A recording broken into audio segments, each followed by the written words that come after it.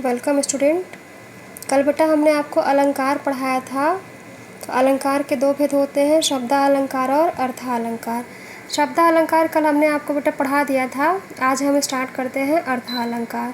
ठीक है। तो अर्थालंकार का मतलब है कि जहाँ पर काव्य में या फिर साहित्य में अर्थ के कारण चमत्कार उत्पन्न हो, वहाँ पे अर्थालंकार होता है। ठीक। तो अर्थालंकार बेटा हम समझने से पहले दो इसमें बातें ज़रूरी हो जाती हैं, वो पहले आप समझ लीजिए। उपमान और उपमेय। ठीक। उपमान का मतलब होता है जिससे तुलना की जाती है, और उपमेय का मतलब होता है जिसकी तुलना की जाती है। ठीक। ये हो गया उपमान और उपमेय। ये हमारे अर्थालंकार में इम्पॉर्टेंट चीज़ है, ये आपको समझ में आना चाहिए। या फिर हम ये कह सकते हैं कि यहाँ पे उपमान यानी कि जिस वस्तु से तुलना की जाती है, और उपमेय यानी जिस वस्तु की तुलना की जाती है। ठीक। तो ये हो गया हमारा उपमान और उपमेय। अब हम देखते हैं अर्थालंकार का पहला अलंकार है उपमा। ठीक। उपमा अलंकार, चलिए हम देखते हैं इसके बारे में। तो जहाँ उपमान से उपमेय की तुलना की जाती है, यानी कि जहाँ पर एक वस्तु की दूसरे वस्तु से तुलना की जाती है, वहाँ उपमा अलंकार होता है। ठीक। उपमा अलंकार में हमेशा वाचक शब्द होते हैं। वाचक शब्द का मतलब कि जिससे हम उनको पहचान सकते हैं, जिससे तुलना की जाती है। ठीक। जैसे उसमें हमारे वाचक शब्द हो गए सी, सा, से, सम, समान, सरिस, सदृश आदि। यानी कि अगर ये शब्द आए हैं तो आप समझ जाइए कि ये उपमा अलंकार है। ठीक। उदाहरण हम देख लेते हैं। जैसे पीपर पात सरिस मन डोला। अब आप देखिए इसमें सरिस आया है ना, सरिस यानी कि ये इसका वाचक शब्द है, तो हम पहचान लेंगे कि ये हमारा उपमा अलंकार है। वाचक शब्द से भी पहचान लेंगे, और वैसे भी स्पष्टीकरण में हो जाता है कि यहाँ पर पीपल के पत्ते के समान मन डोलता है। ठीक। तो यहाँ पे क्या है, मन की तुलना पीपल के पत्ते से की गई है। ठीक है। यहाँ पे जिससे तुलना की जाए और जिसकी तुलना की जाए, तो यहाँ पे मन की तुलना पीपल के पत्ते से की गई है, तो ये हो जाता है हमारा उपमा अलंकार। ठीक। उसके बाद हमारा दूसरा स्टार्ट होता है रूपक अलंकार। तो रूपक में देखिए, जहाँ उपमेय में उपमान का भेद रहित आरोप हो। ठीक। उपमेय में उपमान का भेद रहित आरोप हो।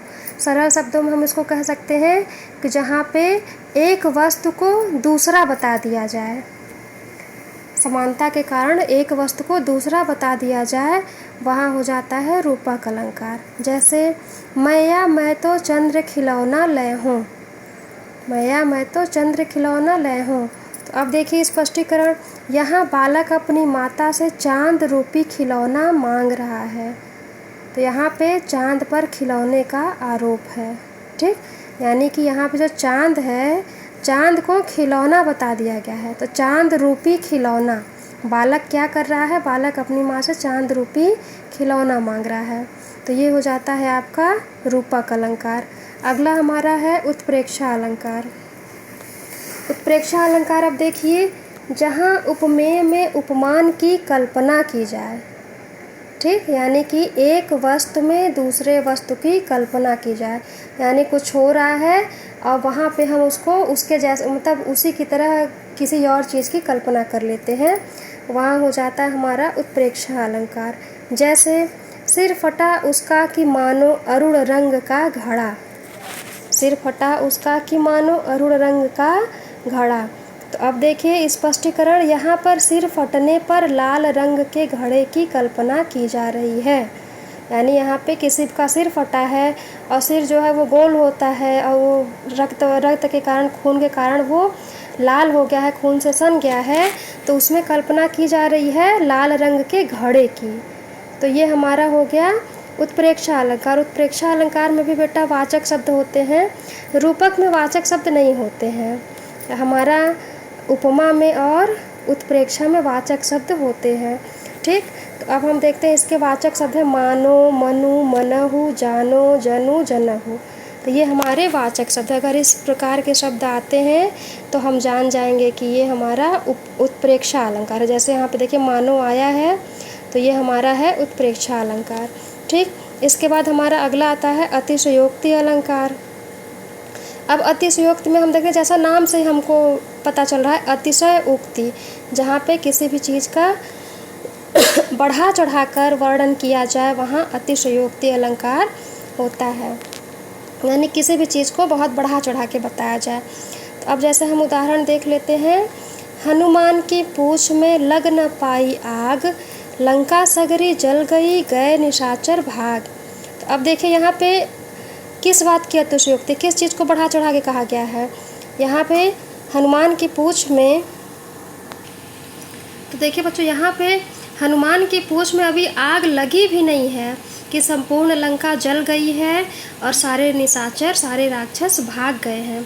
तो यहाँ पे इस बात का बढ़ा चढ़ा के वर्णन किया गया है, तो ये हमारा हो गया अतिशयोक्ति अलंकार। ठीक है, अब हमारा अंतिम है, लास्ट है मानवीकरण अलंकार।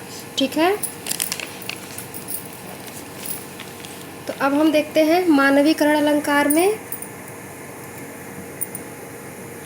जहाँ जड़ चेतन पदार्थों को मानव क्रिया करते हुए दिखाया जाए। ठीक, यहाँ यानी कि जहाँ पे प्राकृतिक चीज़ें मनुष्यों जैसा कार्य कर रही हों तो वहाँ पर मानवीकरण अलंकार होता है।